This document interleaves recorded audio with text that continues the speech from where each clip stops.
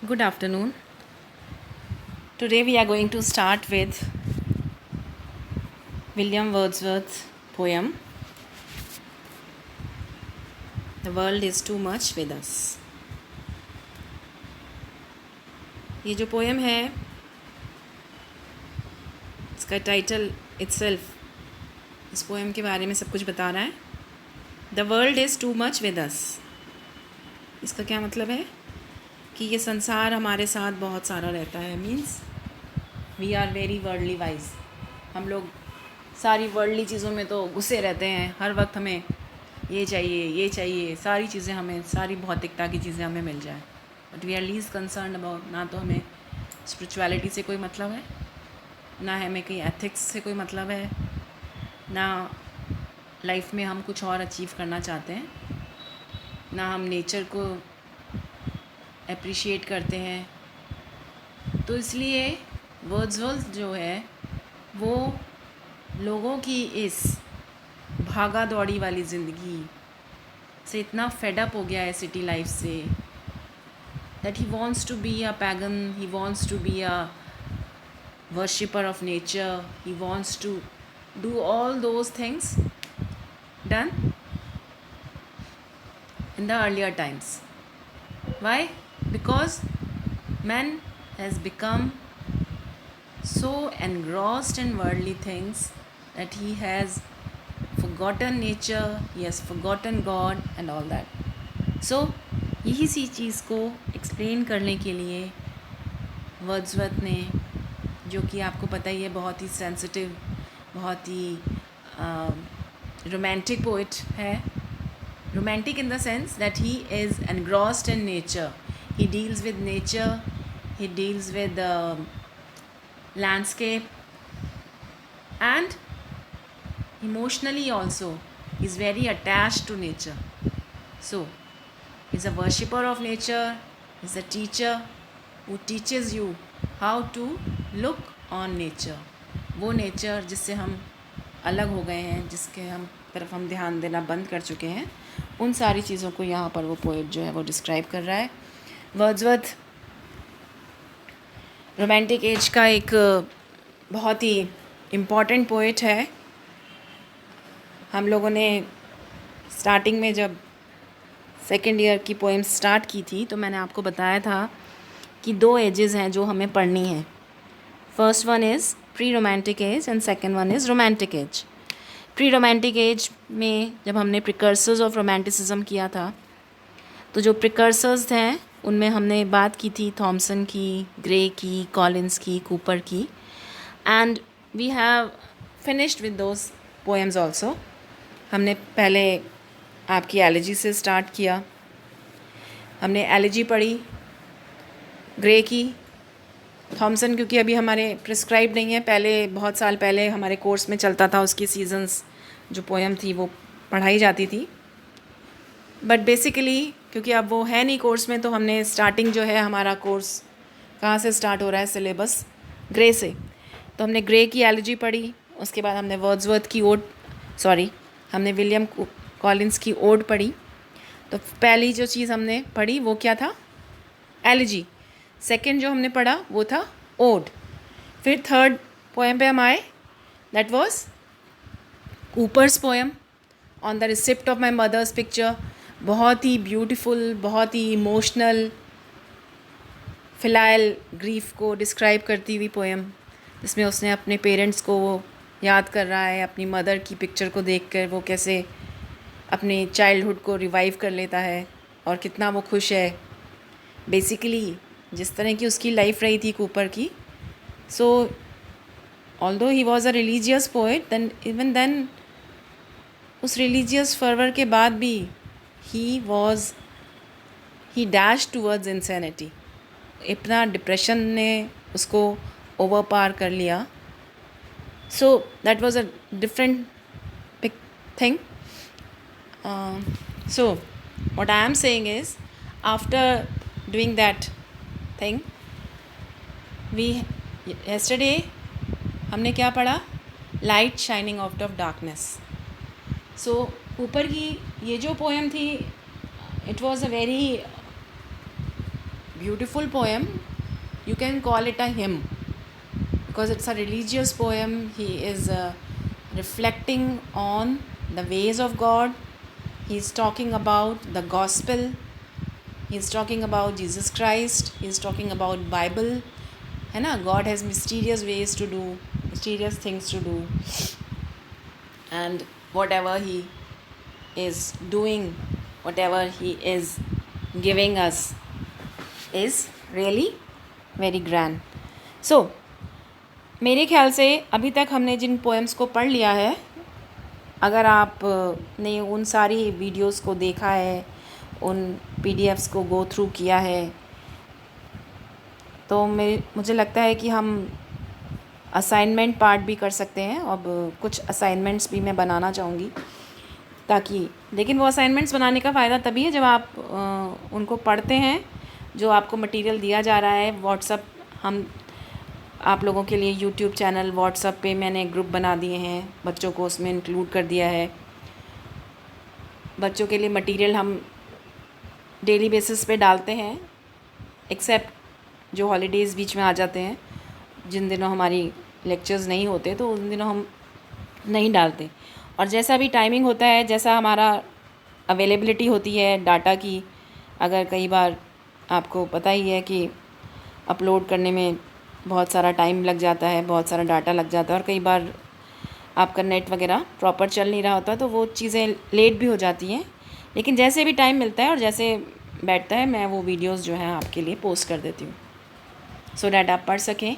क्योंकि अभी आप क्लासेस अटेंड नहीं कर पा रहे हैं, और कोविड-19 की जो टाइम है, उसमें लग भी नहीं रहा कि जितना हो सकता है हम सेफ़ रहें. We should stay at our homes, और सेफ़ रहना चाहिए. इसलिए ये बेस्ट अपॉर्चुनिटी है कि आप जितना ज़्यादा घर में बैठकर पढ़ेंगे, उतना आप अच्छा परफॉर्म कर पाएंगे. क्योंकि इस साल तो एग्ज़ाम्स का क्या होना है, क्या नहीं होना है, it's not clear up till now. लेकिन नेक्स्ट ईयर, सेकेंड ईयर में, क्योंकि आपकी पोएम्स भी बहुत लेंदी वाली पोएम्स हैं और बहुत सारी पोएम्स आपको पढ़नी है, तो बहुत सारा कुछ पढ़ना है आपको फर्स्ट पेपर में.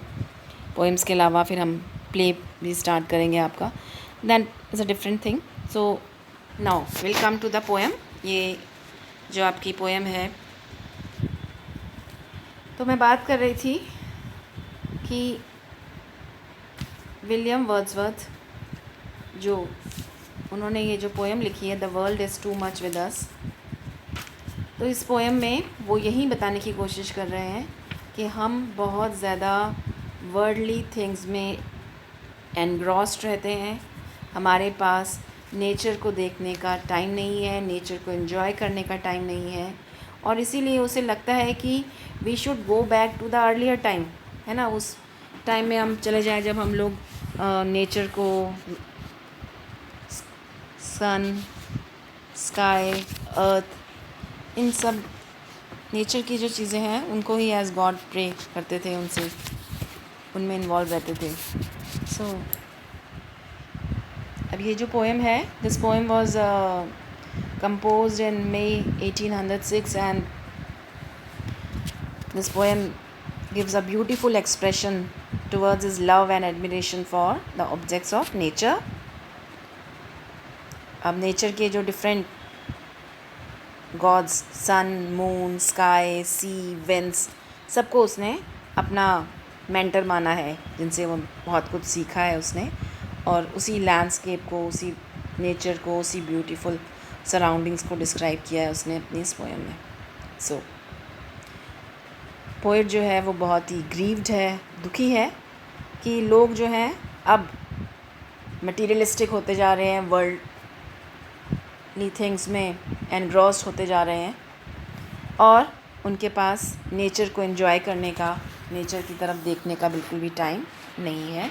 और he being a devotee of nature, है ना, वो तो पुजारी है, प्रशंसक है नेचर का, तो naturally he feels bad for that. The poet begins this poem, the world is too much with us, with the term the world, and the reader quickly begins to understand what that term means in this context. अब यहाँ पर जो poem शुरू हो रही है, the world is too much with us, late and soon, getting and spending, we lay waste our powers. तो he is talking about the worldly cares and concerns. अब ये वर्ल्डली चीज़ें क्या हैं? Money, possessions, power, and he concludes that it is too much with us. Too much with us means हमारा total जो attention है, total जो involvement है वो किस पे है? इन्हीं चीज़ों पे है. यही वर्ल्डली चीज़ें चाहिए, आदमी को पैसा चाहिए, अच्छी नौकरी चाहिए, लेकिन मोरालिटी का कोई मतलब नहीं है, स्पिरिचुअलिटी का कोई लेना देना नहीं है, नेचर का कोई लेना देना नहीं है. हम उन्हीं वर्ल्डली थिंग्स में अपने आप को डुबा रखा है. He gives more depth of thought to this idea when he suggests that by using our time, minds and energy in getting and spending, we lay waste our past. तो इसी energy को, अपने माइंड को हमने इसी चीज़ में पाने में और उसको स्पेंड करने में इतना ज़्यादा एनग्रॉस कर दिया है, इतना लगा दिया है, इतना हम उसमें डूब गए हैं कि हमने जो अपनी रियल पावर है उसको टोटली वेस्ट कर दिया है. In other words, people have pass beyond that which they have tapped into because they are so busy getting and spending. अपनी जो ग्रीड है मनी को एक्वायर करने की, वेल्थ को एक्वायर करने की, उस पैसे को कैसे, उस पैसे को मैं डबल कर लूँ, कितना पैसे से पैसा बना लूँ, कितना ज़्यादा बड़ा मकान बना लूँ, कितनी सारी गाड़ियाँ ले लूँ, लाइक दैट. और इन चीज़ों में ही आपका ध्यान है. सो वर्ड्सवर्थ क्या कह रहा है यहाँ पे? वो कहता है कि their time is accounted for bye their action of getting money, spending money and caring for their possession. पैसा कैसे बढ़ता जाए, उसको हम अपने कब्ज़े में रखें, कभी हमारे पास से कम ना हो. He believes that money and worldly possessions are far more important to people than they should be. है ना? जिन चीज़ों को हमें केयर नहीं करना है उन पे हमारा पूरा फोकस है, हमारा पूरा अटेंशन है ना, उसी पे है. And he continues.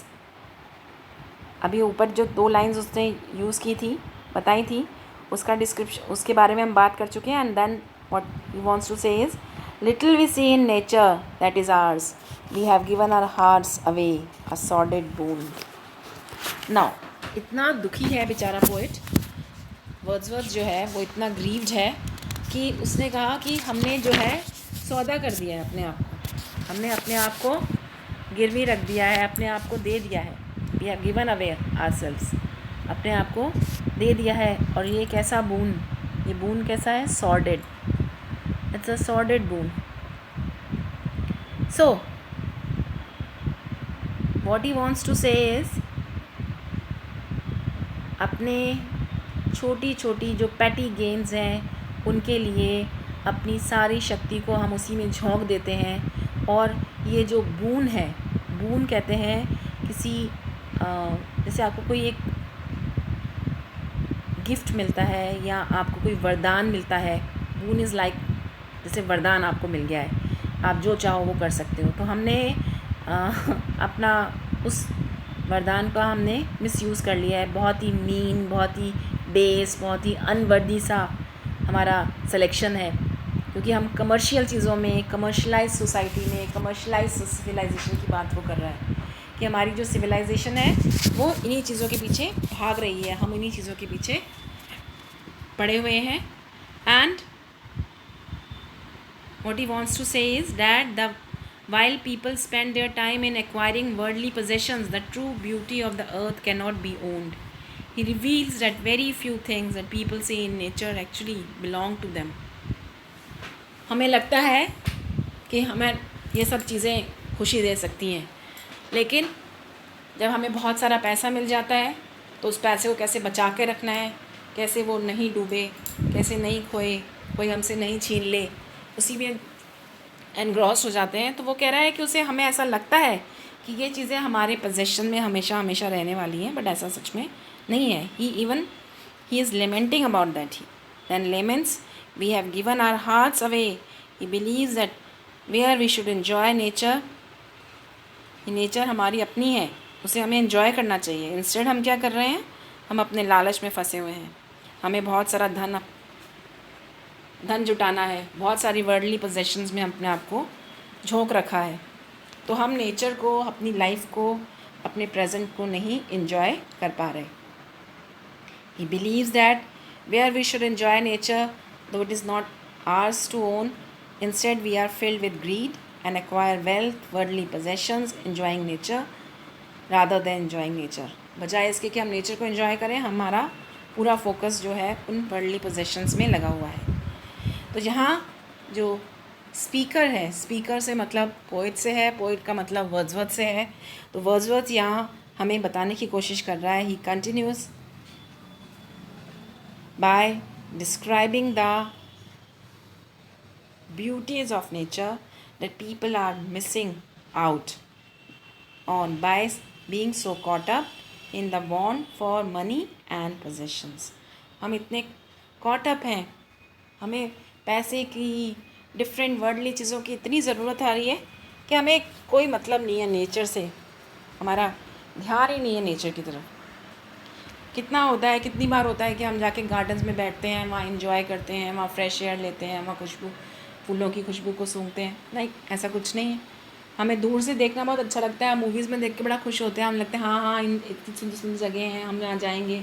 But the thing is कि जब हमारे पास टाइम होता है एक्चुअली, तो हम अपने आप को कहाँ इनग्रॉस करते हैं, we are busy with our mobiles, है ना, अपने मोबाइल्स में खोए हुए हैं, मूवीज़ में खोए हुए हैं, और डिफरेंट बहुत सारे कई सारे ऑक्यूपेशंस में हम लगे रहते हैं, but we don't have any time to enjoy nature. The sea that bears her bosom to the moon, the winds that will be howling at all hours, and are upgathered now like sleeping flowers। In these lines, Wordsworth क्या कह रहा है? He describes the beauties of nature that most people are missing out। ये सब चीज़ें हम miss कर रहे हैं। He describes the sea, the wind, the flowers। उसके बाद वो डिस्क्राइब कर रहा है पार्ट्स ऑफ नेचर, पर्सोनिफिकेशन भी उसने यूज़ किया है यहाँ, to help the reader to connect with each description. She bares her bosom to the moon. She जो है उसको पर्सोनिफाई किया है कि वो किस तरह से अपना जो बूजम है, अपना जो हार्ट है, वो खोल देती है मून के सामने जब फुल मून नाइट होती है। And the winds howl, winds जो हैं उनका हाउलिंग साउंड क्रिएट हो रहा है। This gives the world human emotion.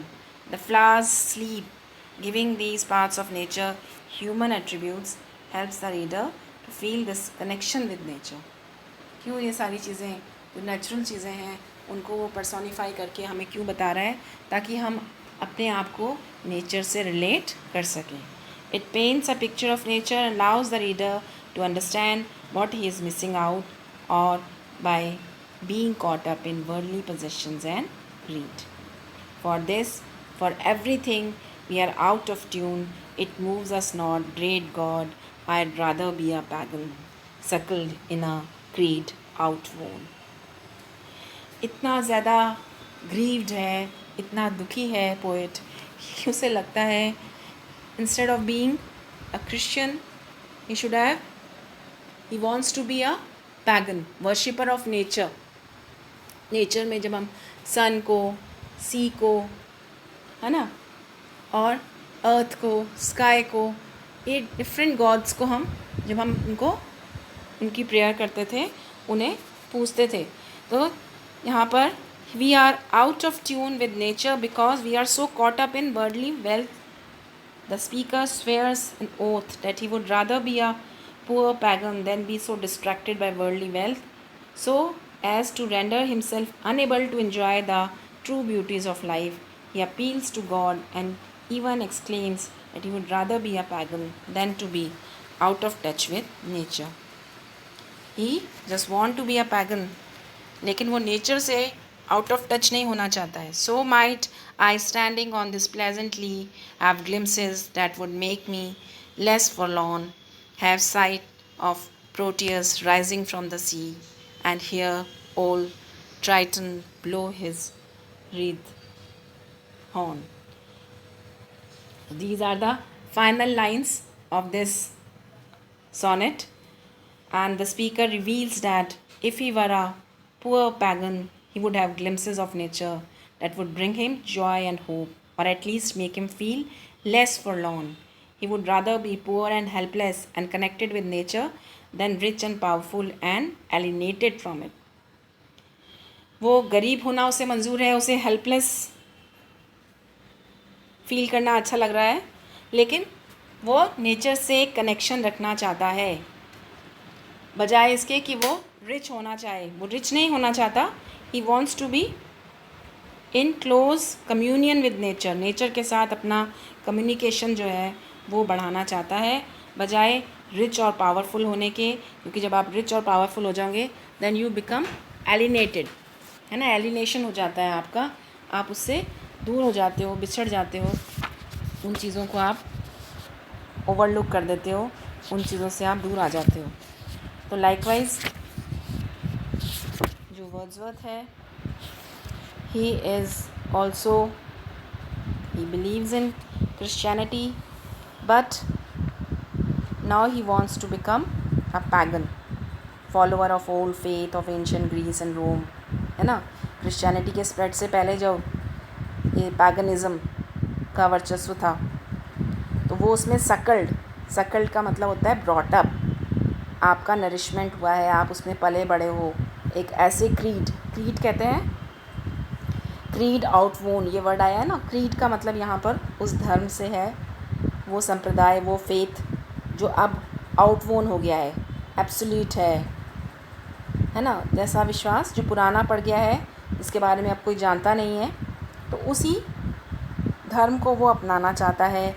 उन्हीं मेडोज़ के में वो घूमना चाहता है, नेचर की उन चीज़ों को वो देखना चाहता है, उन डेटीज़ के वो करीब जाना चाहता है. इसीलिए यहाँ पर उसने उन डेटीज़ को डिस्क्राइब किया है, उन गॉड्स को डिस्क्राइब कर रहा है पोइट.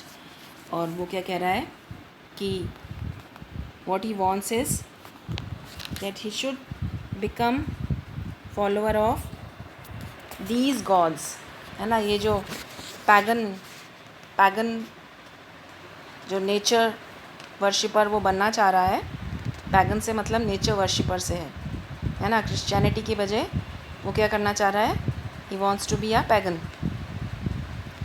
और ग्रीक माइथोलॉजी में जो प्रोटियस हैं, वो he was son of Oceanus and Tethys, the god and goddess of sea, है ना. प्रोटियस जो है वो सी के गॉड हैं, और ट्राइटन जो है वो कौन है, नेपच्यून, है ना. टाइटन जो है वो अटेंडेंट है नेपच्यून गॉड का. He used to calm the waves of the sea by blowing upon his conch. उनके हाथ में एक कॉन्च, एक शंखनुमा कॉन्च रहता है, शंख रहता है, एक उनका इंस्ट्रूमेंट है जिसको वो बजाया करते हैं. And the upper part of the body having human form and the lower that of the fish. तो ये जो ट्राइटन गॉड का डिस्क्रिप्शन किया है, ये इनका जो ह्यूमन बॉडी है, अपर बॉडी ह्यूमन है, नीचे उनका शिप का फॉर्म है, फिश है, लाइक अ मरमेड. जैसे आपने मरमेड्स के बारे में सुना है कि उनका आधा शरीर जो है इंसानों का होता है, नीचे जो है मछली का शरीर होता है, लाइक दैट. सो ट्राइटन जो है ग्रीक माइथोलॉजी में उनको सन माना गया है, सन ऑफ पोसिडन एंड एम्फ्रेट्राइल. ये गॉड गॉडेसेस के नाम हैं जिनको आपको क्रिटिकल नोट्स में आपको पढ़ने को मिल जाएंगे, लाइक दैट. तो basically what he wants is कि बजाय इस ईसाई धर्म को छोड़ के वो पैगन धर्म को अपनाना चाह रहा है. वो प्रकृति का पूजक बनना चाह रहा है, और प्रकृति में के जो देवी देवता थे, चाहे वो ट्राइटन हो, चाहे वो प्रोडियस हो, है ना. समुद्र का देवता ट्राइटन, और प्रोडियस जो है वो भी, प्रोटियस जो है ग्रीक धर्म के अनुसार वो भी सी का सन, समुद्र के देवता हैं. तो नेचर के जो गॉड्स हैं उनको वो अडॉप्ट करना चाहता है, उनमें अपने विश्वास को वो बढ़ाना चाहता है बजाय. तो इस चीज़ पे what he wants to say is that nature is far more important so इसीलिए वो स्पीकर को, अपने रीडर्स को वो इस बात के लिए एस्पायर कर रहा है, इंस्पायर कर रहा है. What he is trying to, he aspired to be a pagan.